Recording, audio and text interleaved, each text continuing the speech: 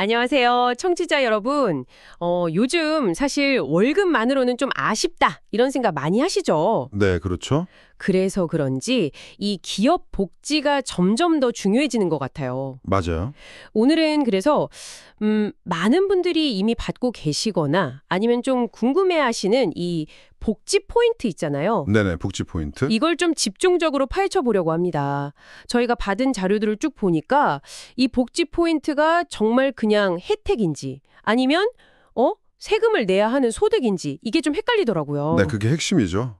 특히 작년 말에 대법원 판결이 나오면서 민간 기업 복지 포인트는 그 성격이 좀 명확해졌어요. 아, 판결이 있었군요. 네. 이게 단순히 세금 문제만은 아니고요.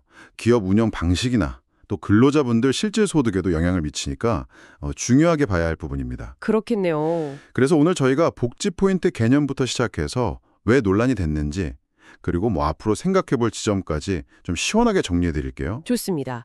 그럼 먼저 이 복지 포인트라는 게 정확히 어디서 나온 건가요? 그 선택적 복지 제도라는 틀 안에서 봐야 하는 거죠? 네, 맞습니다. 선택적 복지 제도는 말 그대로예요. 회사가 딱 정해준 예산, 그러니까 포인트를 주면 그 안에서 근로자가 자기한테 필요한 복지 항목을 직접 고르는 방식입니다. 근로복지기본법 제81조에도 근거가 있고요. 아하. 예전에는 통근버스나 식당처럼 회사가 딱 정해서 제공했잖아요. 네, 그랬죠. 네, 그런 획일적인 방식에서 벗어나서 이제 개인의 다양한 라이프 스타일이나 요구를 좀 반영하려는 거죠. 뭐랄까, 요즘 MZ세대가 중요하게 생각하는 맞춤, 이런 거랑도 통하고요. 확실히 요즘 트렌드에는 더 맞는 방식 같네요. 그럼 이 포인트 주로 어떻게 쓰이나요, 이게? 뭐랄까, 거의 현금처럼 쓸 수 있는 건가요? 바로 그 지점이 이제 세금 논란의 시작점인데요. 일단 사용처는 보통 회사랑 제휴된 복지몰이나 아니면 특정 가맹점으로 좀 제한이 돼요. 아, 아무 데서나 다 되는 건 아니군요. 네, 건강검진이나 어학원 수강, 여행 상품 구매, 아니면 특정 온라인 쇼핑 이런 데 쓸 수 있죠. 근데 중요한 건 정해진 기간 안에 안 쓰면 그냥 없어져요. 소멸되는 거죠. 아, 기간 제한이 있군요. 네, 그리고 이걸 현금으로 바꿀 수도 없고요. 그럼에도 불구하고 사용 범위가 꽤 넓다 보니까 이게 사실상 현금하고 비슷한 경제적 이익을 주는 거 아니냐 이렇게 볼 여지가 컸던 겁니다. 아하, 네네. 그래서 세금 문제가 불거진 거군요. 원래 근로소득은 세금을 내는 게 원칙인데 복지 포인트는 그 경계선에 있었던 거네요. 좀 애매하게. 그렇죠.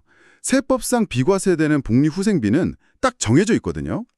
예를 들면 월 20만 원까지 식대라던가 아니면 자가운전 보조금 같은 거요. 네, 그런 것들이 있죠. 이런 항목들은 업무 관련성이나 실제 비용을 보전해주는 성격 이런 게 명확해야 비과세인데 복지 포인트는 이걸 입증하기가 좀 애매했던 거죠. 그렇겠네요. 사용처를 보면 꼭 업무 관련만 있는 건 아니니까요. 네.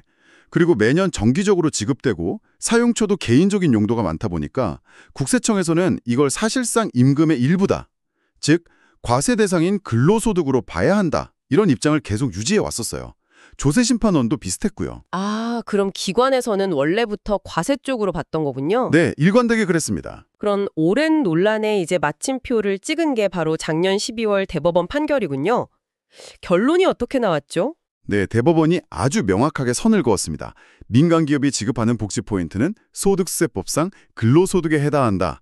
따라서 과세 대상이다. 라고요. 아, 근로소득이다. 명확하게 나왔네요. 네, 판결의 핵심 논리는 간단해요. 이게 정기적이고 계속적으로 지급되고 또 근로 제공과 밀접한 관련이 있고 또 사용처 제한이 좀 있더라도 근로자에게는 실질적인 경제적 이익을 준다는 거죠. 그러니까 현금은 아니지만 현금처럼 쓸 수 있는 이익이니까 소득으로 본다 이런 거군요. 그렇죠. 마치 현금 대신에 물건 구매권 같은 형태로 급여 일부를 받는 거랑 비슷하다고 본 겁니다. 잠깐만요. 근데 제가 알기로는 2019년에는 복지 포인트가 근로기준법상 임금은 아니라는 판결도 있었잖아요. 그럼 이게 좀 헷갈릴 수 있겠는데요? 아, 네. 그거 아주 중요한 지적이세요. 2019년 판결은 통상임금에 포함되느냐 마느냐 그 문제였어요. 아, 통상임금. 네. 통상임금은 근로의 직접적인 대가여야 하는데 복지 포인트는 그 성격이 좀 약하다고 봤던 거죠. 예를 들어 퇴직금 계산 같은 데 영향을 주는 거요. 네네. 하지만 이번 판결은 기준이 소득세법이에요. 소득세법상 근로소득은 범위가 훨씬 넓거든요. 그래서 직접적인 노동의 대가가 아니더라도 고용관계를 기초로 해서 받는 경제적 이익이라면 과세 대상이 될 수 있다. 이걸 명확히 한 겁니다. 뭐랄까 세법의 그물이 더 촘촘하다 이렇게 볼 수 있겠네요. 아, 그렇군요. 법 체계마다 기준이 다르니까 해석도 달라지는 거네요. 이해됐습니다. 그런데 이 판결로 그럼 모든 문제가 다 해결된 건가요? 공무원과의 형평성 문제가 또 있다고 들었어요. 네, 이게 또 다른 뜨거운 감자입니다. 현재 대법원 판결 때문에 민간기업 근로자의 복지 포인트는 이제 과세 대상이 됐잖아요. 네. 근데 공무원이 받는 사실상 거의 똑같은 성격의 맞춤형 복지비는 여전히 비과세예요. 네. 그거 왜 그렇죠? 법제처 유권 해석에 따라서 그렇게 처리되고 있습니다. 심지어 건강보험료 부과 기준도 달라요. 민간 근로자는 이 복지 포인트 사용액이 건보료 산정 소득에 포함될 수 있는데 공무원은 아니죠. 아니, 똑같은 돈인데 왜 이렇게 차이가 나는 거죠? 기준이 뭐죠? 정부에서는 공무원 복지비를 예산 짤 때 인건비가 아니라 물건비 항목으로 분류하기 때문이다. 뭐 이런 설명이 있고요. 물건비요? 좀 이상한데요? 네. 그리고 뭐 도입 배경에 과거 공무원 보수 동결에 대한 좀 보상적인 측면이 있었다. 이런 이야기도 있긴 합니다. 하지만 결과적으로는 동일한 성격의 소득인데 누구는 과세하고 누구는 안 하고 이러니까 과세 형평성 논란이 커질 수밖에 없죠. 그건 정말 그러네요. 네. 한 신문 보도를 보니까 이 비과세 혜택 때문에 최근 5년 동안에만 약 3천억 원 정도의 건보료가 덜 거쳤을 거다. 이런 추산도 있더라고요. 와, 3천억이요? 그건 정말 큰 문제네요. 이건 좀 개선이 필요해 보입니다. 자, 그럼 마지막으로 기업 입장에선 이제 어떻게 해야 할까요? 회계 처리나 세무 처리가 좀 복잡해졌을 것 같은데요? 핵심은 사실 간단합니다. 대법원 판결이 나왔으니까 이제 근로자가 사용한 복지 포인트 금액은 근로소득으로 보고 급여 처리할 때 반영해야 한다는 거죠. 사용한 만큼은 월급에 포함시켜라. 네, 그렇죠. 회계상으로는 포인트를 처음 딱 지급할 때는 회사 입장에서 비용, 복리후생비로 처리하면서 동시에 부채, 미사용 포인트에 대한 의무로 잡아두는 거예요. 네. 그리고 직원이 실제로 포인트를 딱 사용하면 그 사용한 금액만큼 부채를 줄이면서 해당 직원 급여에 포함시켜서 소득세랑 4대 보험료를 원천 징수하면 됩니다. 아, 사용 시점에 징수하는 거군요. 네.